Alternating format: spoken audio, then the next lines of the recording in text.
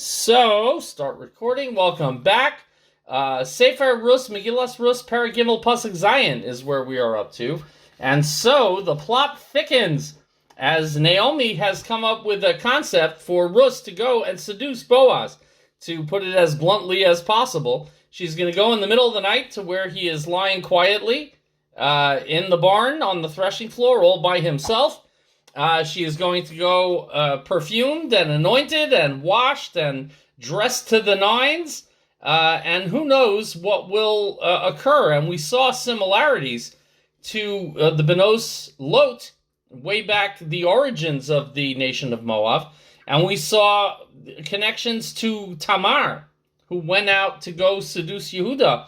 And both Yehuda and Lot were ignorant of what was going on and seemed not to care about the identity of the woman that they were encountering. And we're going to see today that the Chazal compare Boaz to both of them, and in a favorable way. Boaz is given an awful lot of credit compared to even Yehuda, even the great Yehuda, who was the father of kingship in Klal Yisrael. But in his interaction with Tamar, he is brought to task by Chazal because he didn't do what was supposed to be done. He didn't ensure that her family line would continue, and that everything went forward in order for Moshiach to come. So we're going to see that Boaz is very much cut from a different cloth. So what we had was Naomi tell Ruth, get all dressed up and then go to the fields. Ruth did not exactly do everything her mother-in-law said. She did kichol asher tzivata oleh chamosa, almost like everything that her mother-in-law had said she should do.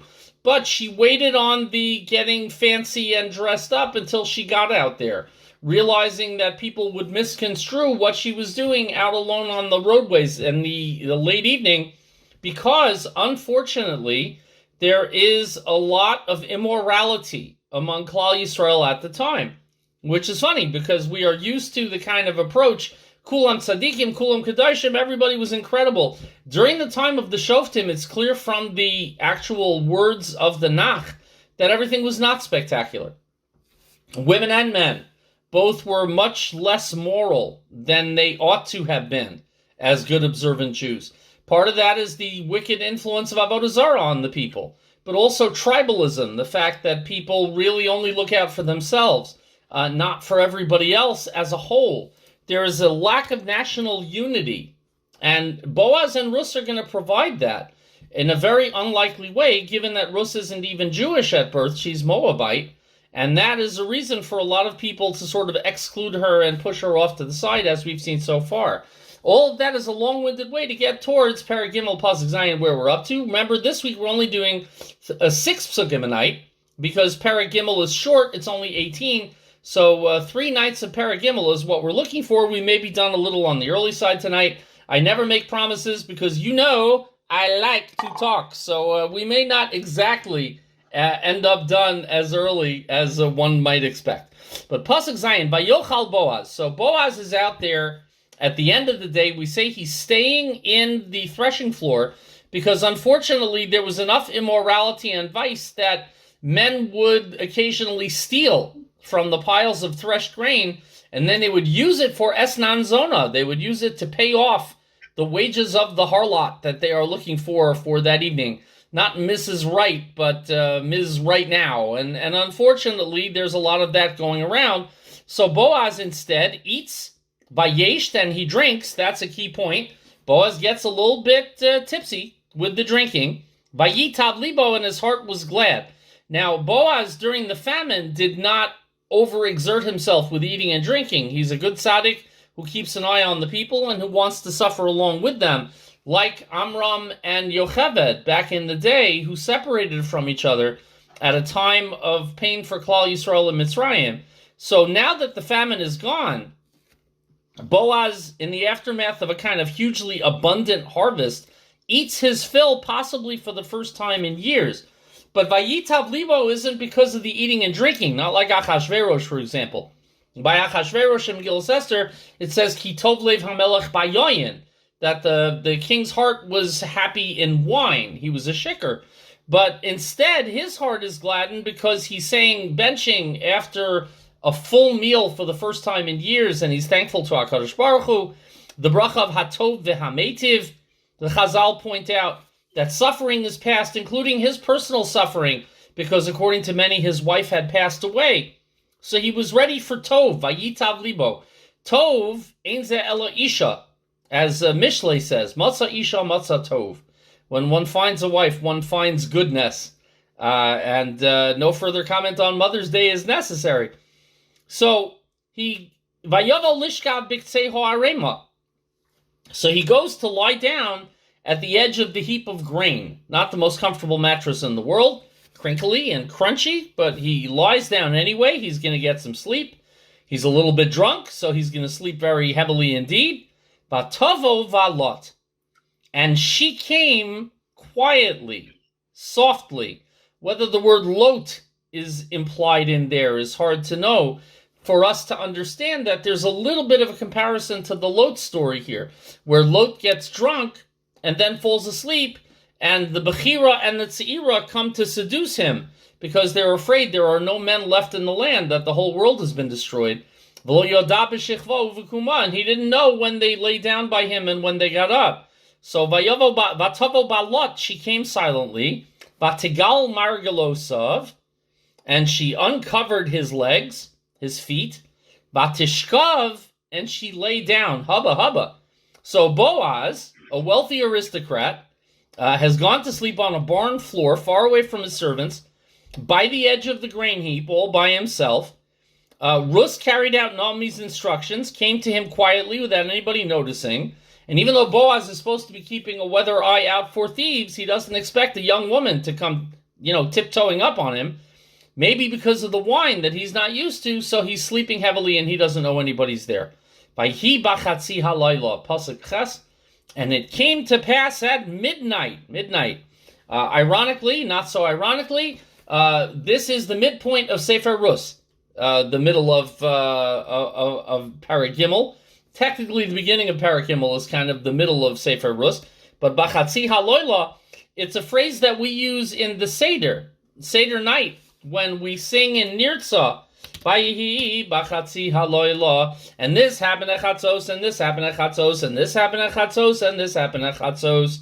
So we mentioned that the Makas Bechoros happened. The Vayihi bachatzi halayla and Parshas Bo B'Shalach. We mentioned bachatzi halayla when Shimshon arose at midnight and made the gates come tumbling down in Gaza. So whether it's Shimshon, whether it's Makas Bechoros, whether it's Boaz, the midnight events herald the beginning of redemption. So Bachatzi Halayla, the Makas Bechoros, we are leaving Mitzrayim. Shimshon crashing down the gates of Gaza, something that after all the latest rocket launches, perhaps we would all be excited to see again. That's the redemption and freedom from the enemies at the time, the Plishtim. Although there would still be a lot of twists and turns and poor Shimshon himself being blinded. Midnight is a time when prayers are answered. Vayecherad hoyish, and Boaz usually got up at midnight to say Tikkun Chatzos. So even when he's a little bit drunk, he wakes up, the wine is beginning to wear off, so he's tossing and turning, and he began to shake, he began to tremble. Vayilah face. Vayilah face means various things. Might mean he was startled. It might mean he was stretching out, and all of a sudden he realized he wasn't alone. Seized can be Vayilah face. The story of Shimshon, Vayilah face, he was stretched out between the two pillars in the temple of the Plishtim. The Vayecherad shows that he's startled and also that he's in the middle of a nevuah, although he doesn't know it. Vayecherad Yitzchak Harodah Gedolah Ad Ma'od, Parshas Toldos. When Yitzchak finds out that he gave the bracha to Yaakov instead of Esav, Vayecherad, he trembled. And it's a kind of spiritual trembling. In this case, it seems that Boaz, according to the Medrash, saw a vision of David HaMelech killing the Plishtim and the Amalekim. And so he's trembling, he's seeing things, he has no idea what's happening here at midnight. The Hinei Isha Shocheves Margalosav. And behold, a woman is lying at his feet. And the Chazal say the purest of women is lying at his feet. Even though she's kind of pulling his robe back up a little bit towards his knees. but she's a pure woman nonetheless. Now, she's just an Isha, though. She's just an anonymous woman.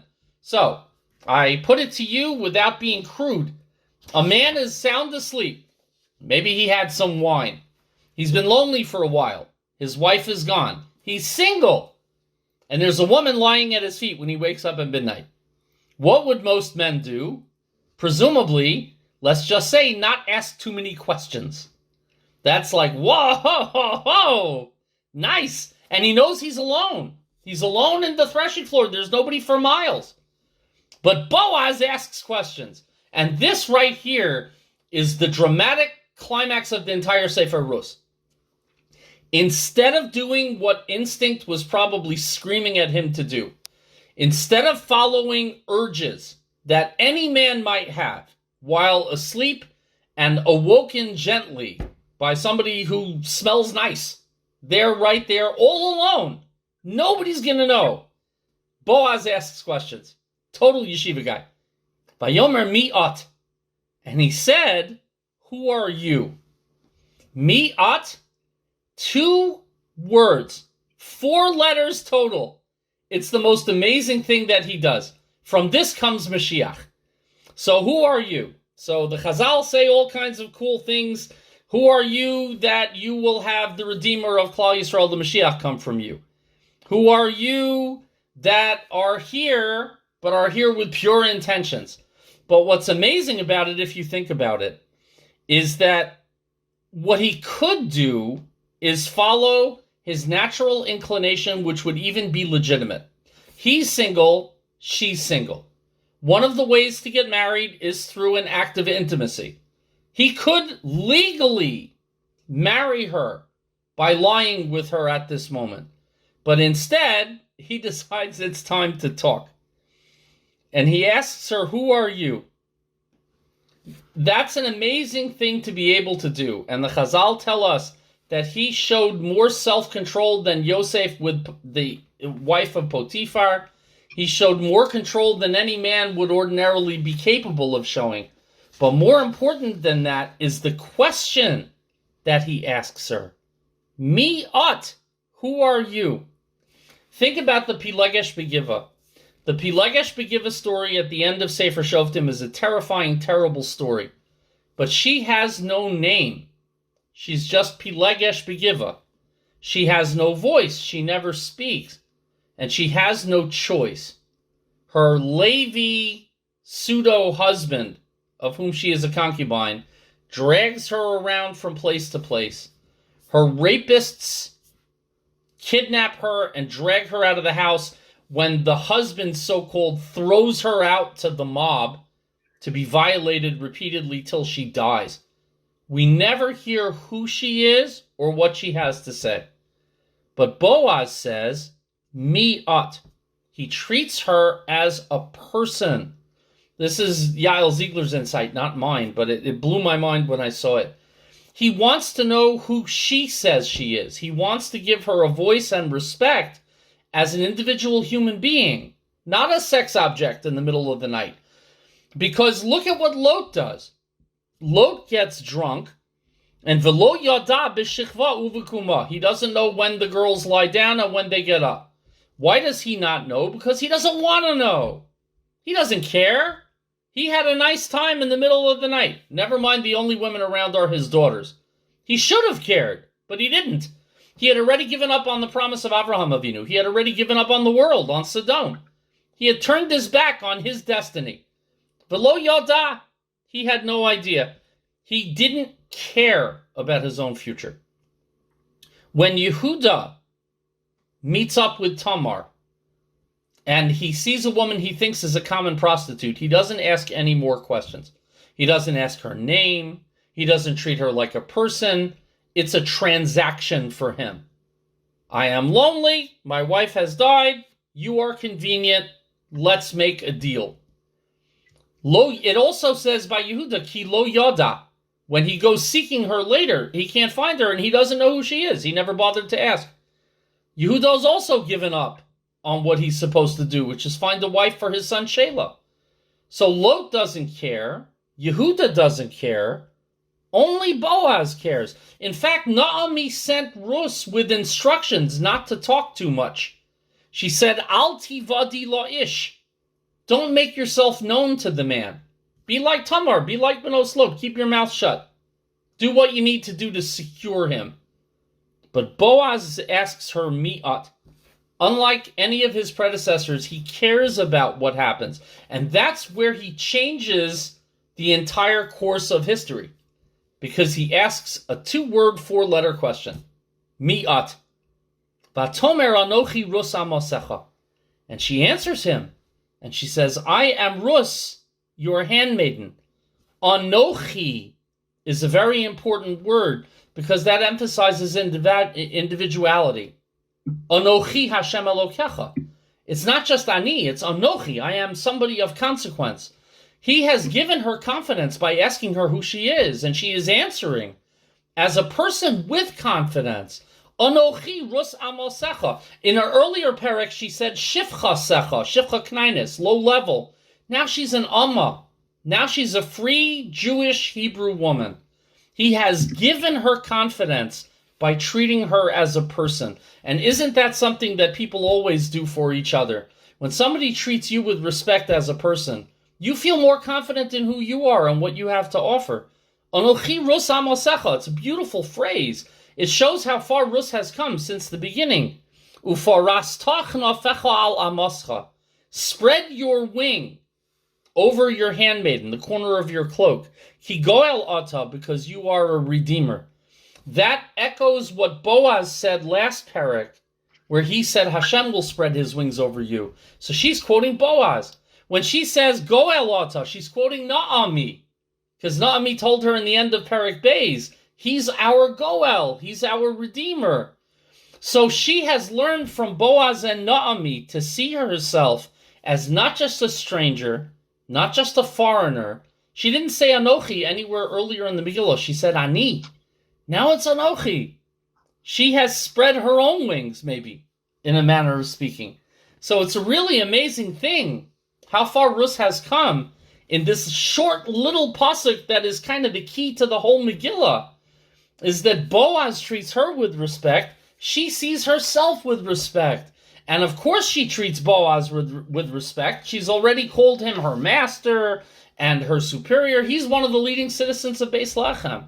But it's a beautiful little pasuk. If you hear it on Shavuos morning, what's it going to be? Shabbos morning, right? We lay in the Megillah the second day or the first day? I don't remember. First day, I think. So when we lay in the Megillah, try to tell Rabbi Woolman to slow down for a Parag Gimel pasuk test, because it's a really good one.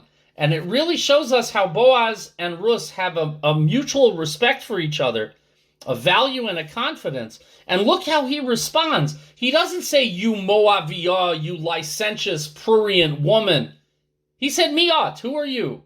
She says, Anochi Rus Amosecha. And Vayomer Barucha Atla Hashem Biti.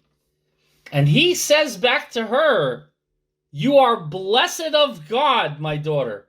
Interesting. He's 80. According to most of the Mefarshim, she's 40. So he's talking to a younger woman, BT. Is this a love story?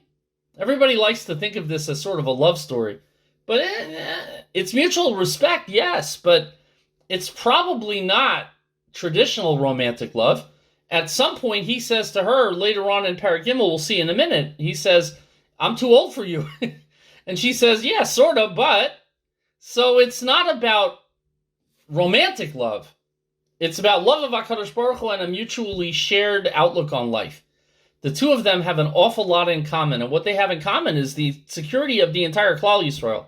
So we have to give them both a lot of credit, but he still keeps calling her BT. So Brucha la Hashem BT. Heitaft chastecho acharon min harishon. You have done more kindness with this latest kindness than your first one. I'm sorry, here it is. L'vilti lechas acharehu bachurim. You didn't go after the young guys. You didn't say, he's too old for me. So the next time a 40-year-old guy wants to marry an 18-year-old girl, surely it's not romantic. No, never mind. But you know, in this case, there's something greater at play than conventional romantic love. Even though they made a movie called Ruth in the 1950s. where I think they were both roughly around the same age. But it's clear that Boaz is far senior and has seen far more of the world, but appreciates who she is. And right away he says, you could have looked for the young guys. Im dal im ashir, whether rich or poor. You know, you might have been looking for a guy closer to your own age who knows those bands that you like. I don't even think that's music, that stuff that you listen to. Ugh, that Shweki. He's so noisy. You know, I don't like One Direction. I'm not a fan. I like that. Have you ever heard of the Beatles? You know, but nevertheless, he is pointing out that that's kindness to marry a much older guy for the right reasons. Not for his money, not for his status, but to perpetuate the name of Machlon, to do Yibum, which is what she is eventually going to do. But also the Achron comes from the Rishon. One good deed begets another, and one good deed comes from another. So Ruth knows marrying Boaz might get them both made fun of. Either he's looking for a woman much younger than him, too young for him. She's looking for the guy with the money. Everybody who wants to be a let's, everybody who wants to be a wagging tongue is probably going to say what they want. But he praises the fact that her motives are pure. And it's interesting, the next pasuk is phenomenal. Because Boaz, instead of saying to himself, I'm a great guy because I didn't panic when I saw this woman, he is using this as a way to praise Ruth and lift her confidence even further. Pasuk Yud Aleph, Ve'ata biti al tiri'i. Now, my daughter, don't be afraid. Don't be afraid that I'm going to turn away from you. Because it had been 3 months of silent treatment. He hadn't made a move yet. A little nervous when they don't answer the shadchan's phone calls. Don't worry that I'm not going to marry you because you're a giores. Don't worry that I'm going to out you and ruin your reputation as a gadabout, as they say, for coming out here to me in the middle of the night. Don't worry that I'm not going to fulfill my promise. Al tiri'i. Don't be afraid of any of these things. Kol asher tomri e'eseh loch. Everything that you said I'm a goel, I am going to do for you, which is great, because last shiur, we said in Pasuk Hey of Perek Gimel, she said to Naomi, Kol asher tomri e'eseh. Everything you tell me, I'll do. Boaz is now quoting Ruth to Ruth. Everything you say to me, I'm going to do. It's your conduct that is giving me a model on how I should behave. What better husband than a husband who tells his wife, you are my role model. You are showing me how I should behave. He's promising her he's going to take care of her future. And it'll be a joyous future as well. So everybody knows she converted for the right reasons, and he's reminding her that he knows that. Because all those in the gate of my people, everybody out in the public, knows that you are an Eshes Chayil. There's a phrase that we sing every Friday night, a woman of valor. And you can see this in a lot of different ways, the whole Eshes Chayil. They say that the Eshes Chayil, which comes from Mishlei, comes from Shlomo HaMelech, who is Ruth's descendant. A lot of it is about her. Eshes Chayil miyimtza, a lot of the different praises that Shlomo says are praises of Ruth. But my favorite by far is the one that the Midrash brings down in Ruth. If you take the word Chayil, Ches Yud Lamed, that is a gematria of numerical value of 48. And Gerim are mentioned in the Torah 48 times. And Avraham Avinu abandoned Avodah Zarah, according to Chazal, at the age of 48. So Eshes Chayil At, and furthermore, you are an Eshes Chayil from, as my Rebbe used to say, Fun Aleph Biz Taf. All the way across the Jewish alphabet. You're an Eshes Chayil in every single way. So wrapping up tonight with our 6th and final pasuk of the evening, pasuk Yud Beis, Ve'ata ki amnam. However, while it is true ki goel anochi, interesting, the word im is written but not pronounced. It says literally ki im goel anochi, if I am the goel, the redeemer. But the word im is iffy, because Boaz is iffy, because there's a closer relative than Boaz. His name is Ploni Almoni. We'll be seeing him in Perek Dalet very shortly, not tomorrow night, but God willing, the night after. There are no barbecues this week. There is no women's program this week, so we're going to try to hit every night, and that will allow us the time to finish Megillas Rus. But this Ploni Almoni is a closer relative, and he has first option on doing the redemption. His real name is Tov, but he is denied the name Tov when his behavior doesn't match his name. Boaz, in the next several psukim tonight and tomorrow night, is going to say the word Goel 6 times to show that what he's interested in is the Goel, Goel, Goel, Goel, Goel, Goel. It's not my personal desire to be with you. It's not just the fact I think you'll make the best wife that a dead man ever had. Sorry, Boaz isn't going to last that long. But it is also the fact that we are doing things legally, properly, and according to last week's Parsha, when Rabbi Wolman was laning about the Goel, who is going to come and redeem ancestral fields, ancestral property, and do Yibum. Unfortunately, I missed that part of laning because my 1.5-year-old grandson came to visit me, and he immediately said, "Toys?" And so we went up to the toy room to play with the fire engine. Hurry, drive the fire truck. And so I missed some of the laning, I'm ashamed to say. As a Balkori myself, I'm not supposed to do that, but he's pretty fun, so I can't help it. Now, where we pick up next time tomorrow night, we're doing okay, 7:29, 30 minutes as promised.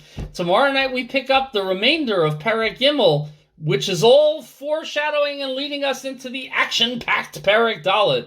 What will happen? Where Boaz is going to give some more food away to Rus, fill up a kerchief full of grain, let her stay overnight with him without anything physical happening between them, but with the promise of the future of the Jewish people rising over the horizon.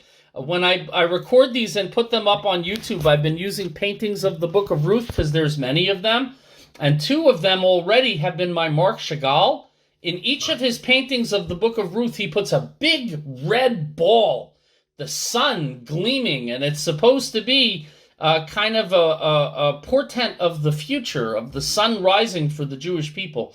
We are like the moon, we are told. We have Kiddush Levana next week after Shavuos, where we wax and we wane, and we are a full moon during the time of David and Shlomo when everything is great, but at other times Jewish history hasn't been so spectacular. But the sun is that fate where you've got eternal daylight in the Yemos HaMoshiach in the days to come. And we'll see more of that. Mincha tonight is 7:55. So I can stop my recording.